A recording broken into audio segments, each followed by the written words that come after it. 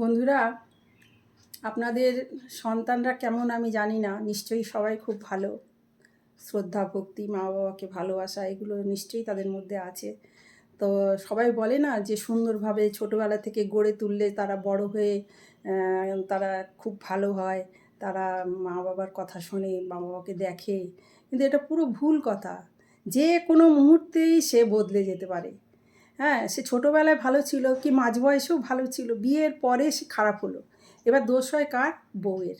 কিন্তু বউয়ের কিন্তু কোনো দোষ নেই এখানে, হয়তো হয়তো কিন্তু হতেও পারে, আবার হয়তো বলছি নাও হতে পারে। কিন্তু তবুও লোকে দোষ দেয় বউদের, কিন্তু আমি সেটা দিচ্ছি না। কিন্তু অনেকে বলে না, খুব ভালো মানে ভালোভাবে মানুষ করলে তাকে মানে খুব ছোটোবেলা থেকে ভালো পরিবেশে মানুষ হলে সে বড় হয়ে খুব ভালো ভালো ছেলে হয় বা ভালো মেয়ে হয়। আদৌ না। আমি এরম অনেক দেখলাম। তো সেই জন্যে বলছি, আপনাদের আমার সঙ্গে মানে সবার কীরকম মতামত আমাকে জানাবেন, যে এই একমত কি না।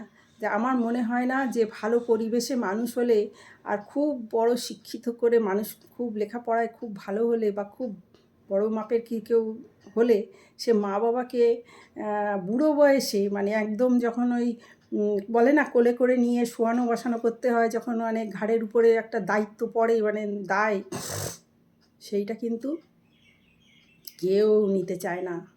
সেই দায়ভারটা লোক রেখে দেয়, কিন্তু সে লোক হয়তো দেখেই না, ঠিকঠাক করে দেখেই না। সে তার মতন মোবাইল, আজকাল হয়েছে না মোবাইল, মোবাইল নিয়ে সে কাজের লোক ও আয়া হোক সব মোবাইল নিয়েই বসে আছে। সে সেদিকে তার কি হচ্ছে, কি কষ্ট পাচ্ছে, তার কি দরকার, জল দরকার না কি দরকার, ইশারা করে হয়তো সে বলে। তাতে ইশারা সে বারবার হয়তো হাত গায়ে দিয়ে ডাকছে, সে ধাক্কা মেরে সরিয়ে দিচ্ছে। দেখে না। আয়াও এরকম করে, দেখে না। কেননা বাড়ির লোক যদি খেয়াল না করে, কে দেখবে? এই যেমন আমাদের মতন, ধরুন আমি যেমন একলা, আমার যদি ভবিষ্যতের কথা চিন্তা করি, যে ভবিষ্যতে আমাদের কে দেখবে? এই বৃদ্ধাশ্রম ভালো।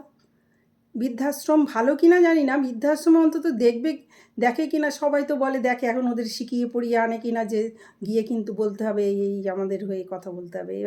এইসব যদি 2 নম্বরই থাকে, তাহলে তো বোঝা গেল না যে ভালো কি মন্দ।